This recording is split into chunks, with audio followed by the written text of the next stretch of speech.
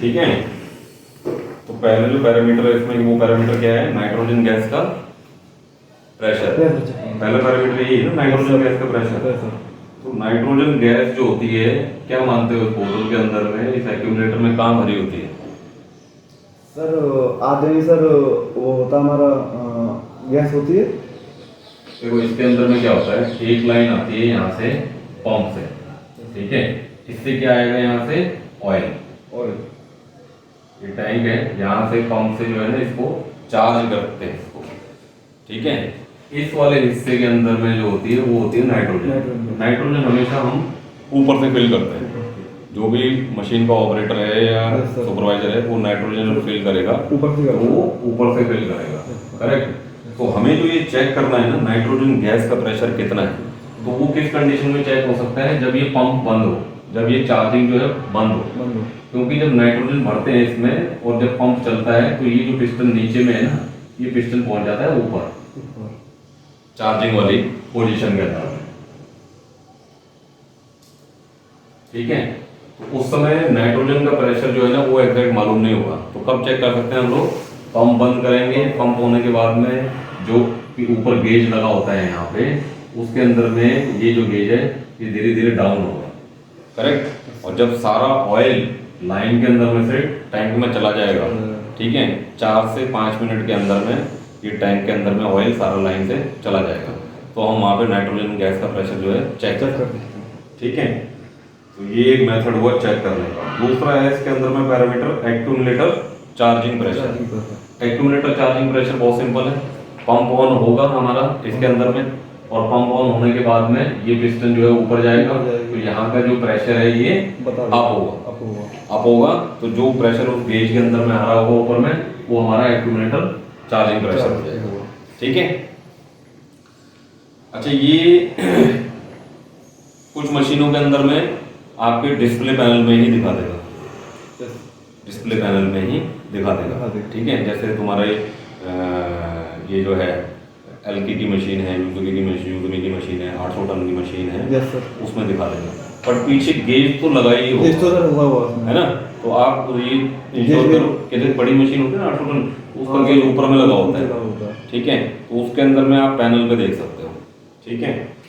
दूसरा इसके अंदर में तीसरा पैरामीटर है पंप का हाई प्रेशर, ठीक है। पंप का हाई प्रेशर और लो प्रेशर, ये भी मशीनों के ज़्यादातर पीछे पावर पैक के साइड में जो हमारी मशीन होती है, वो इस तरीके से मशीन मान लो, ये हमारा हो जाता है यहाँ पे इसका मूविंग वाला प्लेटन, ठीक है। ये फिर रियर प्लेटन के बीच में यहाँ पावर पैक होता है, ठीक है। पावर पैक क्या होता है, जिसके अंदर में पूरा हाइड्रोलिक सर्किट, हाइड्रोलिक सिस्टम जो लगा होता है, जिसके अंदर में पंप, मोटर के ऊपर में जो वाल्व का अरेंजमेंट होता है, उसको पावर पैक कह रहे हैं। तो वहाँ पे जो है ना ये इस तरीके के गेज लगे होंगे, जहाँ पे आपको पंप का हाई प्रेशर और लो प्रेशर यूज होगा। लो प्रेशर कहाँ यूज होता है हमारा, इसके अंदर में डाईग्लोसिंग के अंदर में यूज होता है, हाई प्रेशर भी डाईग्लोसिंग के अंदर में यूज होता है, और इजेक्टर के अंदर में लो प्रेशर यूज होता है, करेक्ट। ऐसे हाई प्रेशर चार्जिंग के अंदर में यूज होता है, डाईग्लोसिंग के अंदर यूज होता है, इंजेक्शन के अंदर यूज होता है, ठीक है। अलग अलग ऑपरेशन के लिए हम जो है ना ये पंप के लो प्रेशर और हाई प्रेशर की वैल्यू जो है हम लोग डालते हैं इसके अंदर में। और जो ट्रेडिशनल पंप हैं या कन्वेंशनल जो पंप है ना, जो पुराने पंप चले आ रहे हैं, उनमें 2 किट होती हैं, एक लो प्रेशर पंप किट और एक हाई प्रेशर। बट जो हमारी कई मशीनों में लग रही है सर्वो ड्राइव, कई मशीनों में जैसे 250 टन है, 350 टन है, 800 टन है, 550 टन है, इनके अंदर में सर्वो ड्राइव लग रही है। इनमें 2 पंप किट नहीं होती।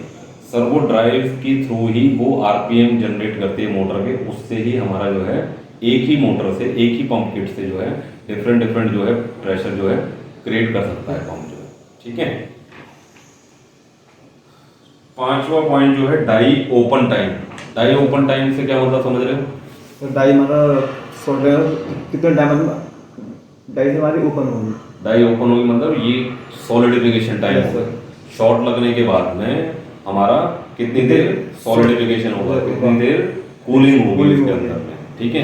तो वो कहाँ चेक कर सकते हैं हम लोग? डिस्प्ले के अंदर में चेक कर सकते हैं। हर मशीन के डिस्प्ले के अंदर में ये मिलेगा। छठा जो पैरामीटर है इसमें, सिक्स पैरामीटर जो है वो है इंजेक्शन टाइम। इंजेक्शन टाइम क्या है हमारा? इंजेक्शन सर जो हमारा फोर्स लगता था हमारा प्लंजर का फोर्स। नहीं नहीं, टाइम है ना ये। अच्छा, इंजेक्शन 3 सेकंड, 3.5 ये सेकंड। सर वो डिस्प्ले पैनल पे डिस्प्ले पे दिखता है, पर करता क्या है, काम क्या होता है इसका? देखो, इस पैरामीटर चेक शीट के अंदर में इंजेक्शन टाइम दिया हुआ है ना। तो पुरानी जो मशीन हुआ करती थी ना, उसके अंदर में टाइम बेस पे जो है ना हमारा फास्ट शॉट लगता था। और मशीनों पे भी देखा होगा तुमने कि लिमिट स्विच लगे हुए हैं, है ना। तो उसमें दोनों ऑप्शन होता है कि आप लिमिट स्विच से क्लिक करके जो है फास्ट शॉट लगाना चाहते हो, या टाइमर बेस्ड जो है ना फास्ट शॉट लगाना चाहते हो। आपको 2 सेकंड बाद जैसे प्लंजर चालू होगा, स्लो स्पीड, ये तो मालूम है ना तुम्हारे को कि हमारे जो कास्टिंग फिल होती है वो 3 फेज के अंदर में होती है। मान लो इधर से हमारा ये प्लंजर चालू हो रहा है, प्लंजर स्टार्ट पोजीशन, ठीक है, प्लंजर स्टार्ट पोजीशन इधर से है। तो इसका ये लेट से 400 mm की पूरी इंजेक्शन डिस्टेंस है। जो हमारा प्लंजर है वो 400 mm किसी डाई के अंदर में मूव हो सकता है, ठीक है। अगर हम ये कहें ये 3 फेज में डिवाइड होगा,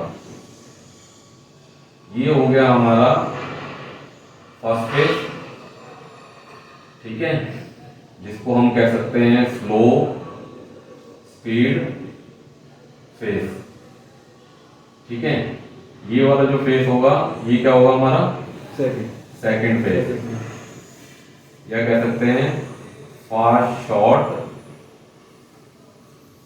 फेज, ठीक है। ये वाला क्या होगा? इंटेंसिफिकेशन,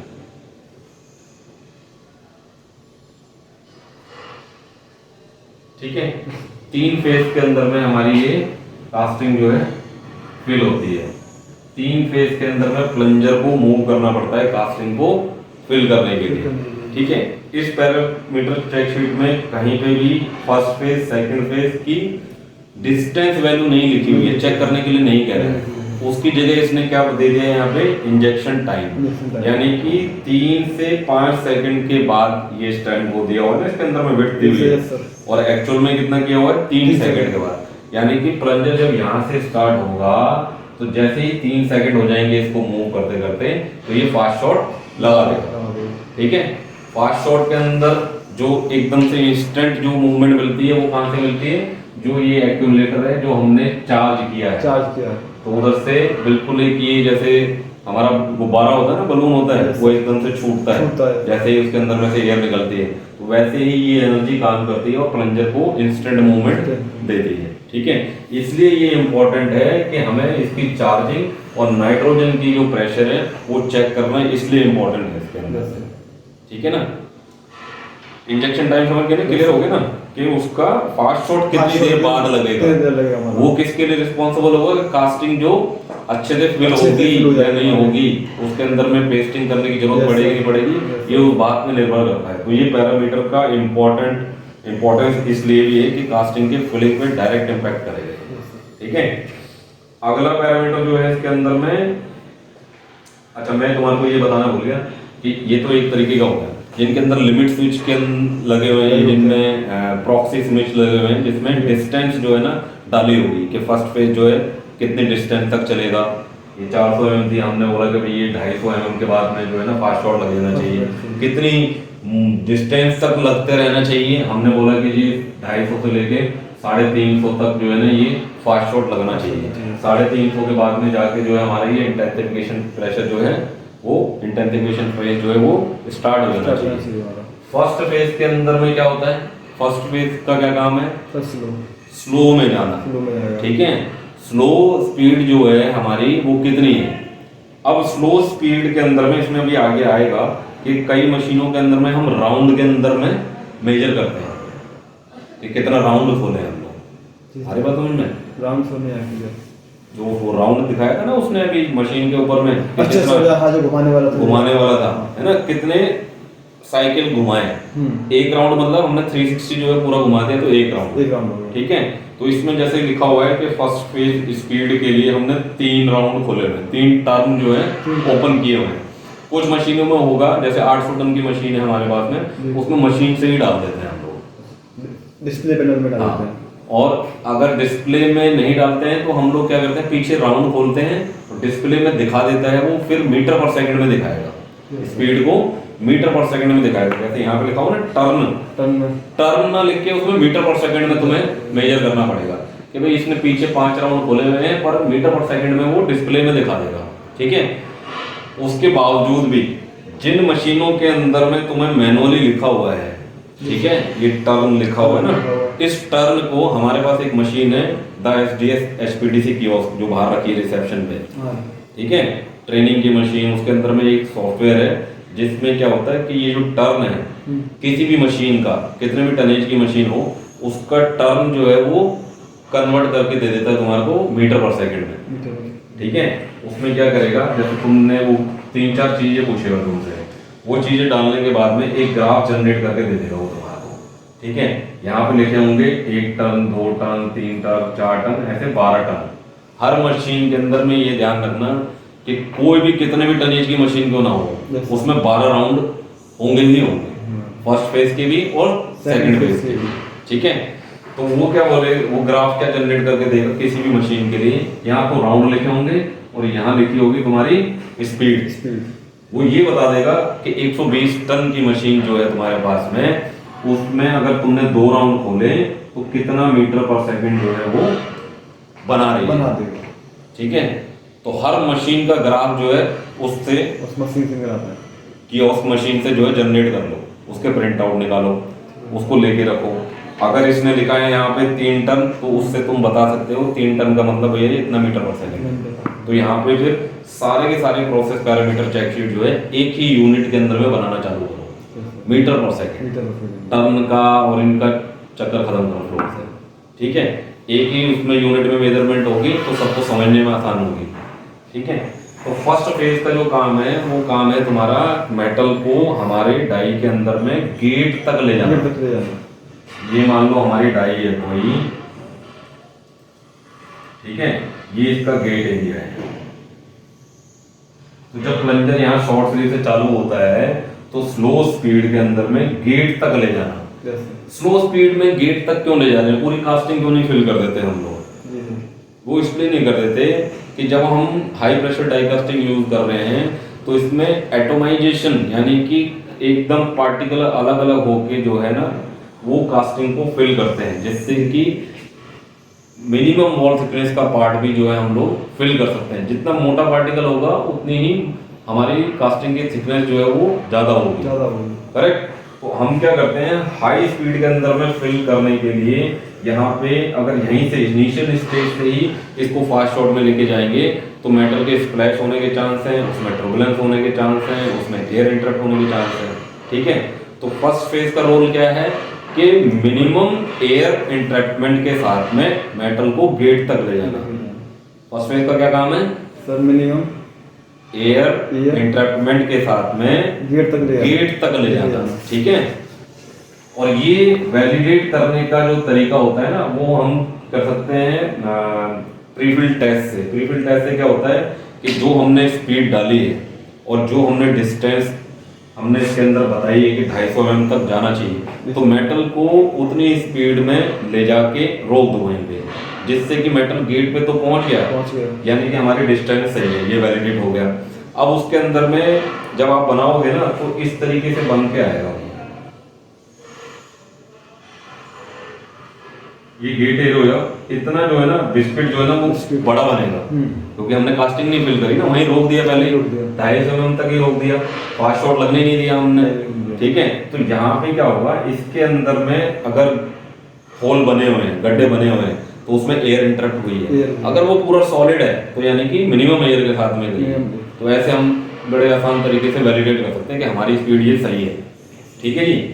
सेकंड फेज का क्या काम है? सेकंड फेज का काम ये है हमारा, जब हम स्पीड डाल रहे हैं ना उसमें, तो स्लो स्पीड में तो क्या होगा, फर्स्ट फेज के अंदर में 0.2 से लेके 0.3 मीटर पर सेकंड तक की स्पीड होगी उसमें।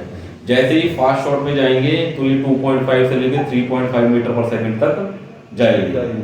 ठीक है, तो हम इसके अंदर में क्या कर रहे हैं कि इसके अंदर हाई गेट वेलोसिटी के साथ में कास्टिंग को फिल कर रहे हैं विद एटोमाइजेशन फ्लो के साथ में। ठीक है, और थर्ड फेज के अंदर में क्या कर रहे हैं, थर्ड फेज के अंदर में कास्टिंग फिल होने के बाद में हमारा इंटेंसिफिकेशन जब लग रहा होता है तो 3 से 4 सेकंड 5 सेकंड जो है हम इसको कास्टिंग को होल्ड करते हैं। उसका काम क्या है कि जो इसमें तुमने लिखा था ना डाई ओपन टाइम, जो मैंने बताया था सॉलिडिफिकेशन टाइम, तो जब सॉलिडिफिकेशन होगा ना 5 सेकंड 6 सेकंड जैसे इसमें लिखा हुआ है 4 सेकंड, तो इंटेंसिफिकेशन टाइम जो होगा ना वो हमेशा सॉलिडिफिकेशन टाइम से कम होगा, क्योंकि जितना सॉलिडिफिकेशन होगा उससे कम टाइम के अंदर में हमारे को इंटेंसिफिकेशन लगाना है। इंटेंसिफिकेशन का काम क्या है कि ड्यूरिंग द सॉलिडिफिकेशन जो श्रिंकेज होगा, कोई भी कास्टिंग हो कोई भी अलॉय हो, उसकी बेसिक प्रॉपर्टी होती है कि वो श्रिंक करे। कोई भी अलॉय हो, एल्युमिनियम, ब्रास, जिंक, मैग्नीशियम, कोई भी आयरन, कोई भी अलॉय हो, अलग अलग परसेंटेज के हिसाब से ये श्रिंक होता है। ठीक है, तो हमारा एल्युमिनियम जब सॉलिडिफाई होगा तो जो उसकी वॉल्यूम होगा उससे कम वॉल्यूम का बनने की कोशिश करेगा जब वो सॉलिडिफाई होगा, है ना। तो उस श्रिंकेज प्रॉपर्टी को मिनिमाइज करने के लिए ये इंटेंसिफिकेशन जो शॉट है वो लगाया जाता है। इंटेंसिफिकेशन फेज का मतलब क्या है? इंटेंसिफिकेशन फेज का मतलब है कि जब हम इंजेक्शन फास्ट शॉट तक लेके आए, देखो फर्स्ट फेज तक तो क्या है हमारा, जो हमारा पंप का प्रेशर है, पंप का प्रेशर जो जनरेट कर रहा है, चाहे वो 140 या 150 केजी पर सेंटीमीटर स्क्वायर दे रहा है, उस प्रेशर से वो फर्स्ट फेज लग रहा है।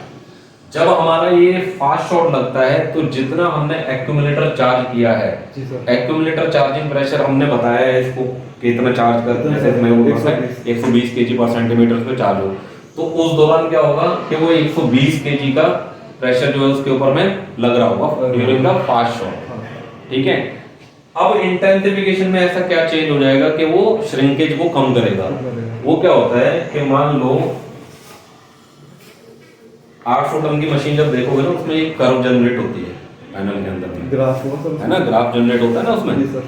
तो वो ग्राफ क्या होता है कि यहाँ पे ये बता रहा है, यहाँ पे डिस्टेंस प्लंजर की मूवमेंट, यहाँ क्या बता रहा है ये, यहाँ पे ये इंटेंसिफिकेशन के केस में बता रहा हूँ मैं कि यहाँ पे ये पहले उस ग्राफ के अंदर में वेलोसिटी बताएगा, इसके ऊपर एक और ग्राफ बनेगा जो प्रेशर बताएगा। ठीक है, तो ये वेलोसिटी की लाइन जा रही है यहाँ से, वेलोसिटी की लाइन जाने के बाद में एकदम से जब ये यहाँ पहुंच जाएगा प्लंजर, तो ये स्पीड ऊपर चली जाएगी। ठीक है, जितना डिस्टेंस कवर करेगी 100 mm का डिस्टेंस सेम स्पीड पे, कांस्टेंट स्पीड पे कवर किया है इसने, उसके बाद में ये डाउन होगा। ठीक है, ऐसे ही प्रेशर की लाइन, ये अगर मान लो यहाँ पे 100 kg है और यहाँ पे ये 200 kg है और यहाँ पे ये 300 kg है, तो मान लो हमारा ये जो फर्स्ट फेज था ये 150 पे लग रहा था, तो 150 पे जाएगा, 150 के बाद में फर्स्ट शॉट में थोड़ा सा कम हो गया, तो ऐसे लाइन जाएगी 150 से 120 आ गया, और जैसे ही ये फर्स्ट शॉट खत्म होगा उसके बाद में क्या होगा कि ये इंटेंसिफिकेशन फेज चालू होगा, जो 120 से सीधा हमारा 250 तक जाएगा। ठीक है, यानी कि इंटेंसिफिकेशन फेज में क्या हुआ, 120 से सीधा 250 केजी पर सेंटीमीटर का प्रेशर जो है वो लगा, वो भी इंस्टेंट लगा है। ठीक है, 800 टन की मशीन में उसको मेजर करने का भी उसके अंदर पैरामीटर दिया हुआ है कि कितने टाइम में पहुंच गया। अगर ये जो कर्व है ना, अगर इस तरीके से जनरेट होती तो क्या मतलब होता कि ये यहाँ पे ये ग्राफ आगे डिवाइड हो जाता है, ये क्या बताता है मिली सेकेंड टाइम, ये क्या बताता है आगे टाइम, ये क्या बोलेगा कि तुम्हारा ये 120 से 250 केजी पर सेंटीमीटर स्क्वायर जो है ये लेट से 150 मिली सेकेंड में जो है अचीव हुआ। ठीक है, अगर मैं ये कह रहा हूं कि ये यहीं पे अचीव हो गया, तो ये क्या कह रहा है कि ये आपका 50 मिली सेकेंड के अंदर में ही अचीव हो गया, तो इफेक्टिव कौन सा हुआ? इफेक्टिव तो जो कम समय में अचीव हो गया वो इफेक्टिव हुआ ना। अगर डिले करेगा वो प्रेशर अचीव करने में तो इतने में तो वो श्रिंक हो चुका होगा, तो यानी कि कोई फायदा नहीं हुआ उसका। तो ये बड़ा इंपॉर्टेंट पैरामीटर है कि हमारा जो टाइम है वो लेस देन हमारा 100 मिली सेकेंड से कम होना चाहिए, इसको अचीव करने का टाइम, इंटेंसिफिकेशन प्रेशर को अचीव करने का टाइम। ठीक है, देखो जिन मशीनों के अंदर में पीएलसी पैनल दिया हुआ है जिसके अंदर में हम ये ग्राफ और ये कर्व जो है जनरेट कर सकते हैं, उसमें तुम ये ग्राफ देख के पता चल जाता है। Yes, sir. और उसमें लिखा भी आता है पी राइज के नाम से, प्रेशर बिल्डअप के टाइम के नाम से और पी राइज के बाद के नाम से, ठीक है। पर जो मैनुअल मशीनें हैं, उनमें से जो मैनुअल मशीनें हैं उसके अंदर में कैसे चेक करोगे कि हमारा गेज है, गेज लगा हुआ है, जी लगा हुआ है। ये इंस्टेंट अगर मूव कर रहा है तो इट मींस क्या है कि वो प्रेशर जो है वो सही है, यानी कि पी राइज टाइम उसमें सही है। अगर वो धीरे धीरे उसके अंदर में चढ़ता है, इट मींस इसके अंदर में कहीं ना कहीं प्रॉब्लम है, ये पी राइज ठीक नहीं है इंटेंसिफिकेशन प्रेशर, ठीक है। अगला डाई टेम्परेचर जो है वो हम चेक करते हैं अपनी लेजर गन से।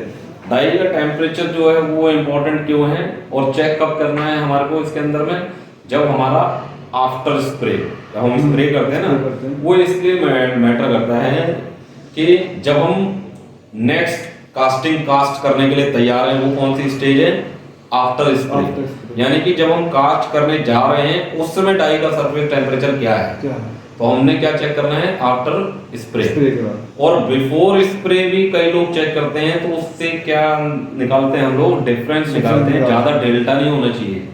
ज्यादा डेल्टा होगा तो उससे हमारी डाई की लाइफ जो है कम होगी, कि भाई हमारा बिफोर स्प्रे था लेट्स से 250 डिग्री सेंटीग्रेड और हमने आफ्टर इतना स्प्रे किया कि वो रह गया सिर्फ जो है ना 100 डिग्री सेंटीग्रेड, तो डेल्टा बढ़ गया ना उसमें, तो यानी कि वो हमारी इंस्टेंट कूलिंग जो है वो हमारे डेल्टा को बढ़ाएगी और वो हमारी डाई की लाइफ को कम करेगी। तो वो इसलिए बिफोर आफ्टर का चेक करते हैं। और हमें अगर casting quality point of view से देखेंगे तो हमें क्या चेक करना है, आफ्टर स्प्रे, कि हमारी अब डाई सरफेस जो है वो रेडी है नेक्स्ट कास्टिंग को कास्ट करने के लिए। तो हम ये इंश्योर करते हैं डाई का टेम्परेचर देख के कि अब ये डाई का टेम्परेचर जो है वो कांस्टेंट है कि नहीं है, या फिर एप्रोप्रिएट है कि नहीं है जो हमारे स्टैंडर्ड में दिया हुआ है। करेक्ट सर, एक क्वेश्चन है। हाँ। सर जब मैं वहाँ पर चेक करता था ना अपने यहाँ पे, तो सर यहाँ पे हमारा गेटिंग एरिया होता है, वहाँ पर सर टेम्परेचर मतलब ज्यादा दिखाएगा। हाँ। उससे हल्का ऊपर चेक करोगे तो कम यहाँ पर कम दिखाएगा। देखो इसमें क्या होता है, ये बिल्कुल इस तरीके से कि ये मान लो बिस्किट है, ये रनर है, ये गेट एरिया है और ये कास्टिंग है और यहाँ पे ओवरफ्लो कहीं पे होगा, यस सर, है ना। तो ये तो फंडामेंटली है कि डाई का जो टेम्परेचर होता है ना, हमेशा मान लो तुमने 4 पॉइंट में लिया, ठीक है, ये मान लो T1 है, ये T2 है, ये T3 है और ये T4 है टेम्परेचर, ठीक है। इसमें फंडामेंटली जो है ना वो रिलेशन ये बन के ही आएगा।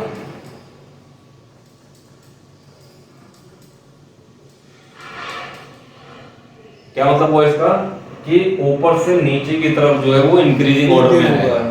फंडामेंटली क्यों होगा कि यहाँ पे पर यूनिट वॉल्यूम जो है, पर यूनिट एरिया वॉल्यूम जो है वो हमारा ज्यादा है, कम एरिया में ज्यादा वॉल्यूम, ऊपर में ज्यादा एरिया में कम वॉल्यूम, ऐसे ही तो रहता है। तो इसलिए फंडामेंटली है वो तो, बट हमें डाई का टेम्परेचर जो है वो अपने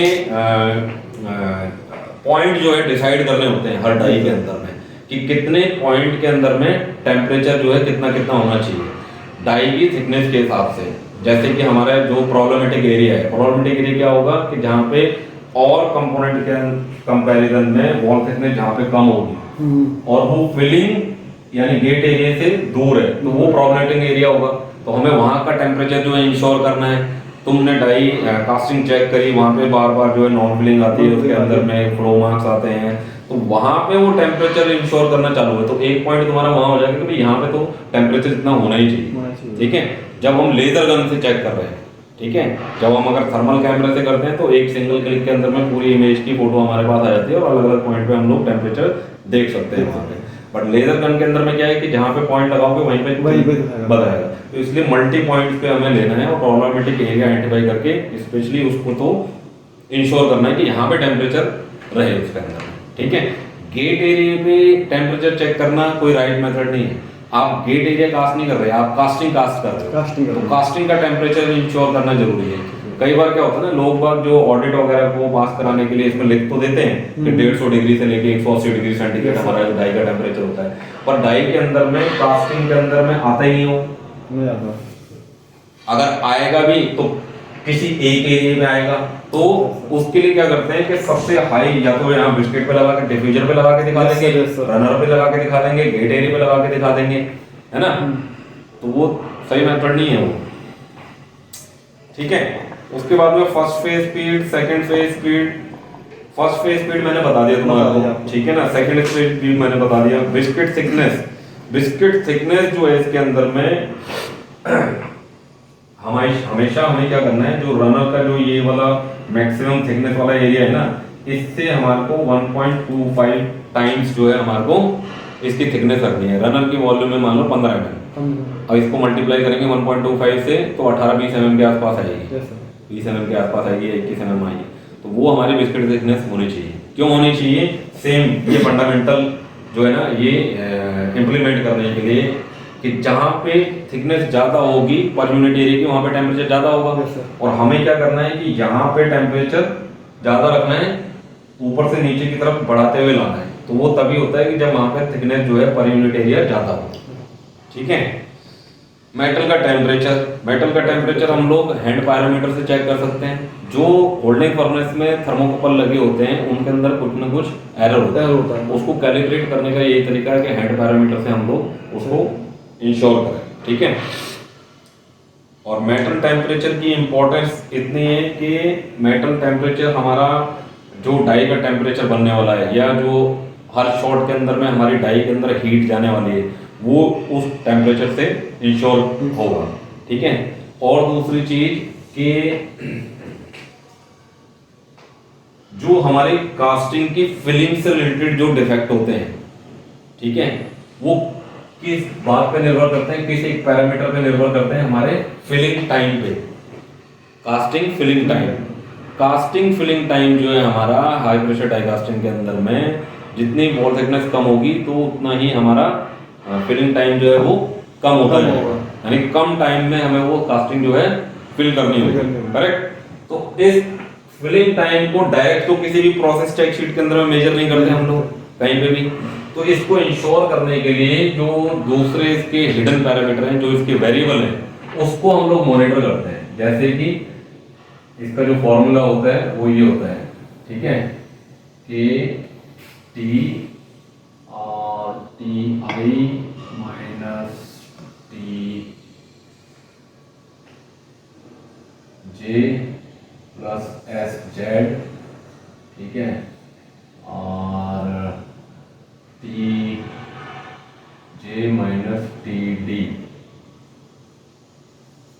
ये फॉर्मूला होता है इसका फिलिंग टाइम कैलकुलेट करने का, ठीक है। इसमें ये तो कांस्टेंट होता है, यहाँ पे एम्पिरिकल कांस्टेंट बोलते हैं इसको, ठीक है, इसकी वैल्यू कांस्टेंट रहेगी। ये हमारे हो गए कास्टिंग की वॉल थिकनेस, ठीक है, ये हो गया हमारा मेटल का टेम्परेचर, ठीक है, और ये हो गया हमारा जब हमारा मेटल कैविटी में पहुंच गया है। एक तो होल्डिंग फर्नेस में टेम्परेचर, जब कैविटी, फिर उसने लैडल से लिया, शॉर्ट स्लीव में पोर किया, फिर प्लंजर मूव हुआ, तब गेट पे पहुंचा, तो कुछ ना कुछ टेम्परेचर के अंदर में गिरावट आएगी, है ना। मान लो अगर होल्डिंग फर्नेस में 650 डिग्री सेंटीग्रेड था, तो वहां जाते जाते लेट से 40 डिग्री या 50 डिग्री जो है ना वो कम हो गया, तो 610 या 620 ही रह गए वहां पे पहुंचते। ये दोनों भी जो है कांस्टेंट है, ठीक है। इसके बाद में ये वही हो गया टीजे, जो मेटल डाई के अंदर में पहुंचा उस समय टेम्परेचर, और ये डाई का टेम्परेचर। तो इस फिलिंग टाइम को इंश्योर करने के लिए देखो इसमें ये दोनों तो कांस्टेंट हो गए, क्योंकि कास्टिंग की wall thickness short to short तो बढ़ेगी नहीं, जो तुमने डाई में बना दी वही रहने वाली है शॉर्ट के अंदर में। तो ये भी कांस्टेंट हो गए, ये दोनों भी कांस्टेंट हो गए। क्या वेरिएबल रह गए? इसको तुम मेजर नहीं कर सकते। कहाँ मेजर करते हैं? इसको अंदर गेट में पहुंच गया वहां कौन मेजर करता है इसको कास्ट होते समय? तो यानी कि ये भी हम मेजर नहीं कर रहे। बचे क्या वेरिएबल? हम एक मेटल का टेम्परेचर और एक डाई का टेम्परेचर, जो दोनों इस चेक शीट में है। डाई का टेम्परेचर भी है और मेटल का। तो हम ये चेक करके क्या कर रहे हैं, हम फिलिंग टाइम इनडायरेक्टली इंश्योर कर रहे हैं कि हर शॉट में फिलिंग टाइम जो है वो हमारा सेम रहे। अगर ये सेम नहीं रहेगा तो क्या फर्क आने वाला है? देखो हम क्या कर रहे हैं ना इसके अंदर में कि प्लंजर की स्पीड, फास्ट शॉट की स्पीड, ये सब इंश्योर कर रहे हैं हम लोग कि हर शॉट में बराबर रहे। अगर जैसे ही ये कोई भी पैरामीटर अगर कम गया, मान लो ये कम हो गया या मेटल का टेम्परेचर कम हो गया, उस केस में क्या होगा कि ये फिलिंग टाइम जो है इसके अंदर में और कम लगाना पड़ेगा। अगर ये कम हुआ और ये कम हुआ तो ये हमें और कम लगाना पड़ेगा। ये कम लगाने का मतलब क्या हुआ कि ये तो कम हो ही गया, अब इसको अगर कंपनसेट करना है तो हमें प्लंजर की हाई स्पीड बढ़ानी पड़ेगी। तो वो तो मशीन को पता नहीं चल रही ना कि कम हो गया नहीं हो गया। जब रिजेक्शन हो जाएगा तब कोई सुपरवाइजर आएगा, तब वो देखेगा। अब वो सारे के सारे पैरामीटर नहीं कर रहा, तो वो जल्दबाजी में वो क्या करेगा, वो राउंड बढ़ा के चला जाएगा पीछे। जब टेम्परेचर आ जाएगा, डाई फ्लैश मारने लग जाएगी, सोल्डरिंग आने लग जाएगी, कैचिंग आने लग जाएगी, तब उसे पता चलेगा अरे मेटल का टेम्परेचर ज्यादा हो गया। तब वो टेम्परेचर कम करके चला जाएगा। टेम्परेचर कम करके चला जाएगा, कुछ देर बाद फिर क्या होगा, फिर दोबारा से वो नॉन फिन, जब डाई का टेम्परेचर फिर डाउन आ जाएगा, ये पैरामीटर जो है पहले ये छेड़ेगा वो, सर ये नहीं छेड़ सकता वो। ये भी छेड़ सकता है कूलिंग वूलिंग बंद करके या कूलिंग चला के बढ़ा के, पर सबसे इजी क्या रहता है उसके लिए, ये वाला पैरामीटर। भट्टी तो बंद करनी है, उसमें टेम्परेचर ही तो कम करना है, ठीक है। तो सबसे पहले वो ये छेड़ेगा, ये छेड़ देगा, उससे फिर ये छिड़ जाएगा, ये छिड़ जाएगा डाई का टेम्परेचर, फिर ये छिड़ जाएगा। तो ये साइकिल चलती रहेगी, वो इसी में खेलता रहेगा। वो अपनी कलाकारी ऑपरेटर और सुपरवाइजर इसी में तो दिखाते हैं कि मेरे को मशीन देखो कंट्रोल करनी आती है। ये कंट्रोल करना थोड़ी है, मजाक कर रहे हो, ये तो मजाक कर रहे हो मशीन के साथ में, प्रोसेस के साथ में, कि आप एक चीज खुद बिगाड़ते हो, फिर दूसरी सही कर देते हो, फिर तीसरी बिगाड़ते हो, ऐसे साइकिल घुमाते रहते हो। तो ये चीजें समझने आनी चाहिए, ठीक है ना। कुछ भी करेक्शन करने से पहले अगर तुमने एक टाइम वैलिडेशन कर दिया और उसके बाद तुम्हें अगर आके ये बोलता है कि नहीं पिछली बार तो इस पे आई थी पर इस बार इस पे आ गई है, चलने दे, तो आपने मानना नहीं। एक प्रोसेस जो आपका डेजिग्नेशन कंट्रोल इंजीनियर के हिसाब से, ये सारी जो तैयारी है तुम्हारी इसी माइंडसेट को तैयार करने के लिए है कि तुम्हें प्रोसेस कंट्रोल इंजीनियर जो है वो बनना है, ठीक है। और तुम्हें इन चीजों को बड़े स्ट्रॉन्ग माइंड से जो है समझना है कि वो ये साइकिल ना घुमाता रहे, बात आ रही समझ में, ये साइकिल ना घुमाता रहे कि एक चीज खराब करे और दूसरी सही कर दे। ये रिलेशन समझ गए ना तुम? Yes sir. कि देखो एक वेरिएबल से मेटल के टेम्परेचर से डाई का टेम्परेचर छिड़ेगा, डाई टेम्परेचर से फिर वो फिलिंग टाइम छिड़ेगा। उस नॉन फिलिंग को कंपनसेट करने के लिए वो क्या करेगा कि हाई स्पीड बढ़ा जाएगा। फिर हाई स्पीड जब मेटल का टेम्परेचर दोबारा आ जाएगा तो वो फ्लैश कैचिंग मार के वो फिर उसको ऐसे ही गेम खिलाता रहेगा और अपनी सुपरिटी दिखाता रहेगा, देखो मैं कंट्रोल कर रहा हूँ पूरी शॉप, जबकि वो खेल रहा है, ठीक है। तो ये सारे के सारे पैरामीटर जो है ना तुम्हारे क्लियर कर दिए मैंने, ठीक है। एक क्वेश्चन आ रहा है हाँ सर, ये हमारी जो हॉट मेरे को नहीं देखेगा चाहिए, ठीक है। भी सर हॉट चैम्बर डायरेक्शन होती है सर, सर उसमें जो हमारा प्रिंट चलता वो चलता हमारा वर्टिकल हो रहा है, रिकॉर्ड नहीं हो रहा, रिकॉर्ड हो रहा है। सर वो चलता हमारा वर्टिकल, क्या होता है, हॉट चैम्बर वो डायरेक्शन होती है। हाँ। उसमें जो वो चलता है हमारा प्रिंट जो चलता है वो चलता था हमारा वर्टिकल।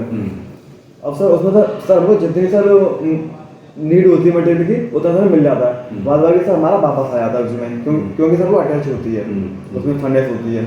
इसमें क्या है कि सर इसमें सर ये कैसे डिफाइन करते हैं कि हमें इसमें इतना सर हमें चाहिए, कितना मटेरियल रिक्वायरमेंट है पीस को पूरा फिल करने के लिए। बिस्किट थिकनेस इंश्योर करके, जैसे बिस्किट थिकनेस अगर मेटल हम ज़्यादा डालेंगे तो क्या होगा, शॉर्ट स्लिप में हमने ज़्यादा मान डाल दिया तो क्या होगा उसमें, कैविटी में तो उतना ही फेल होगा जितना फेल होगा। दो केस हो सकते हैं, पहला केस ये होगा कि मेटल जो है कैविटी के बाहर फेंक देगा, फ्लैश मार देगा, ठीक है, क्योंकि कैविटी में तो जितना आना है उतना ही कैविटी लेगी, या तो बाहर स्प्लैश कर देगी या बैक साइड के अंदर में जो बिस्किट थिकनेस हमारी 20 mm बननी चाहिए थी या 25 mm बननी चाहिए थी वो 35 या 50 mm बन जाएगी, एक्स्ट्रा मेटल पीछे रहेगा। बढ़िया, ये होगा, दो केस ही हो सकते हैं इस केस, ठीक है।